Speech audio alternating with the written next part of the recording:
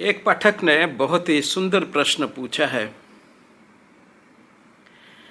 कि मैं बीच बीच में कुछ अध्यात्म की बात करता था, अब मैंने उसे क्यों करना बंद कर दिया, और उसे पुनः प्रारंभ करने के लिए मुझसे रिक्वेस्ट की।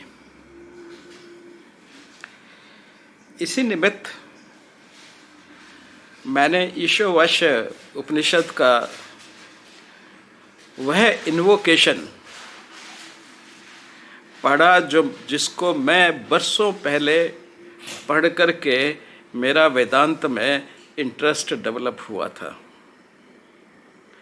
उस वक्त मैं all India institute of medical sciences में लेक्चरर था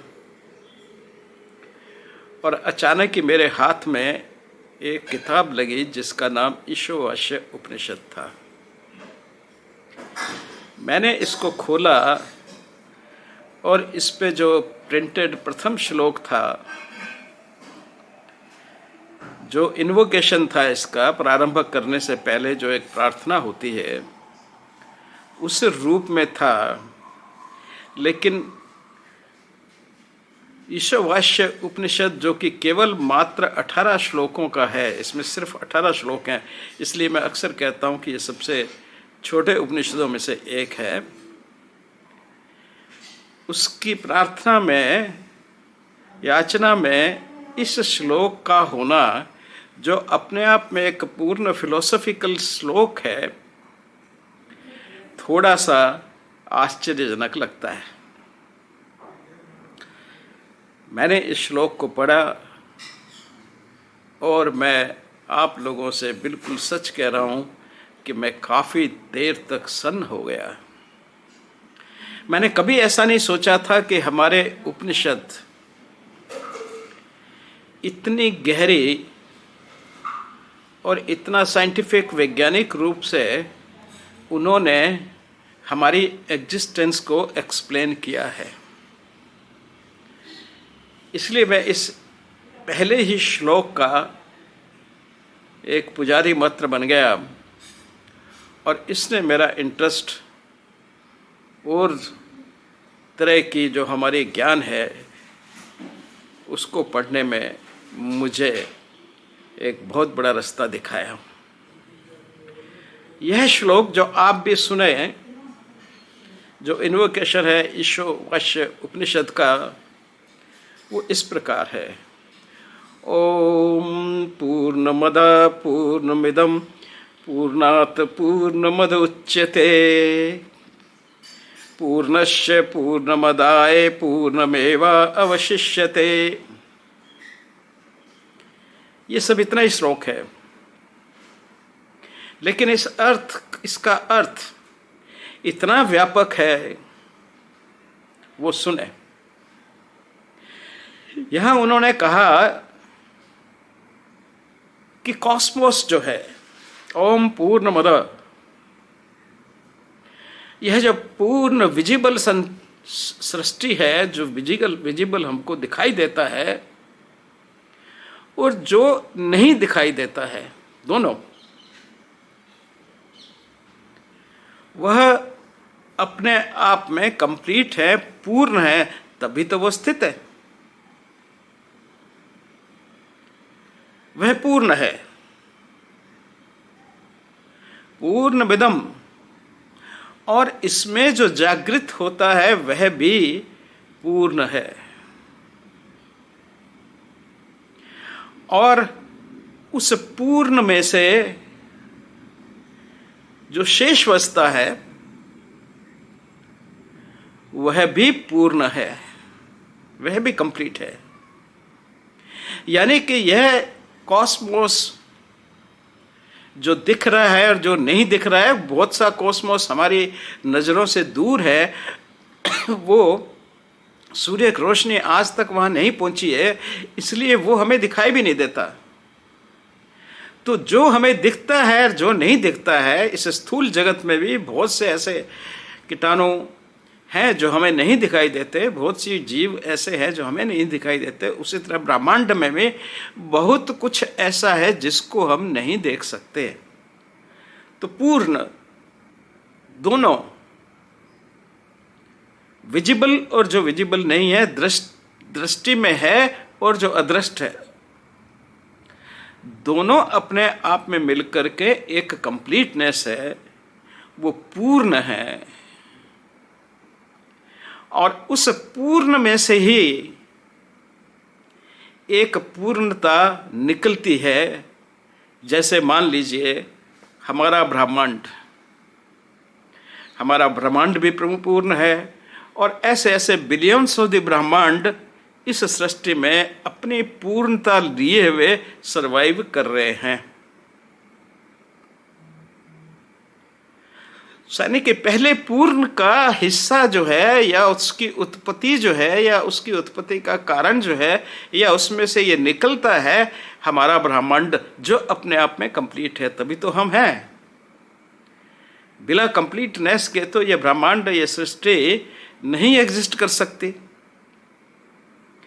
और इसमें सबसे आश्चर्य की बात यह है कि पूर्णता पूर्ण से निकली थी। कॉस्मोस पूर्ण था, उसमें से ब्रह्मांड पूर्णता रूप से निकला हिरण्यगर्भ द्वारा।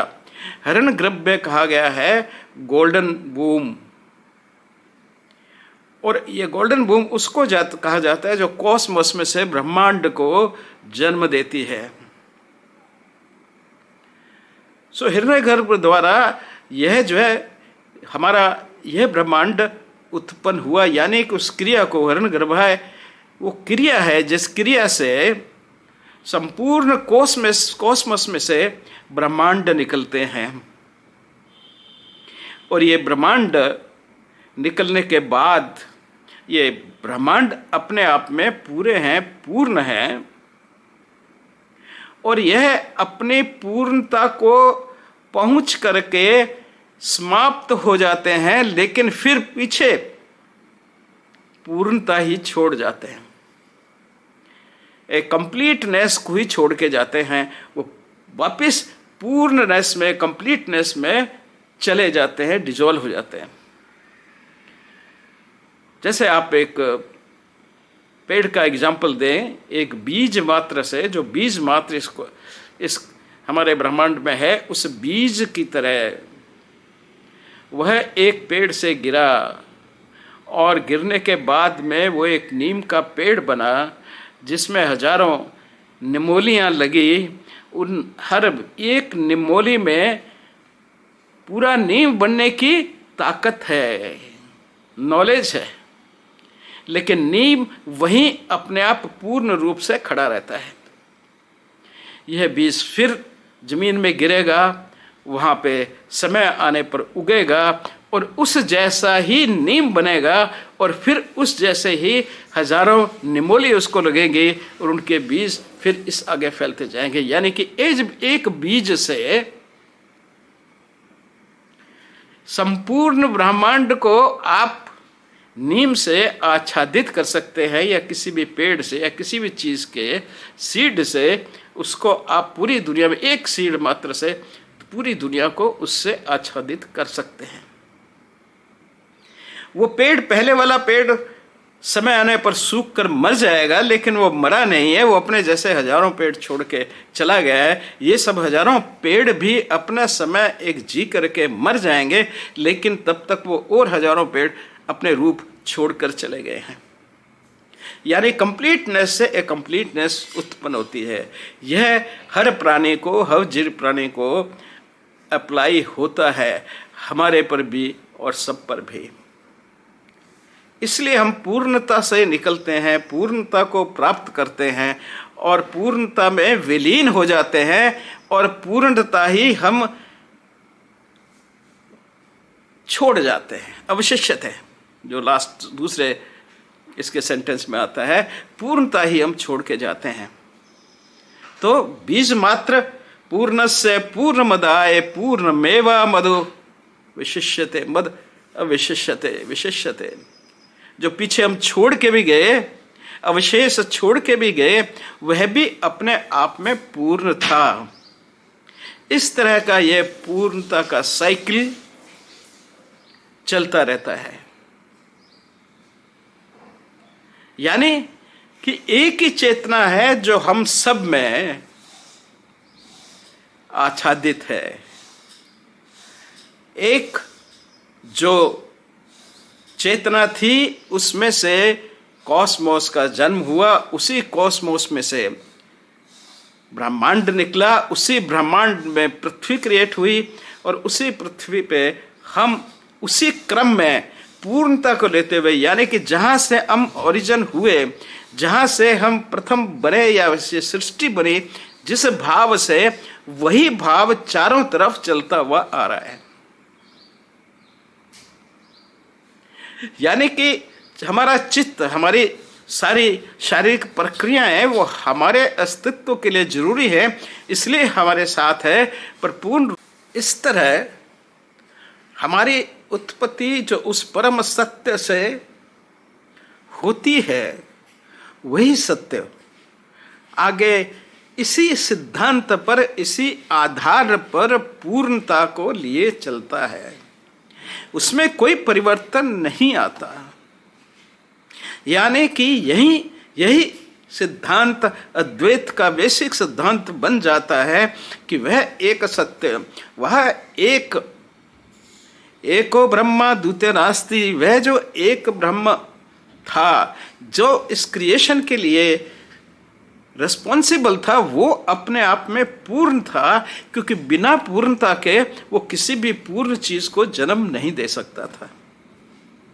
इसलिए इस पूर्ण कंप्लीट सिद्धांत को जिसने हम ब्रह्म कहा या पर ब्रह्म कहा, वह अपने आप में कंप्लीट है। यह सारी सत्ता उसमें ही निहित है और उसी के अंदर से इस कॉस्मोस की उत्पत्ति होती है।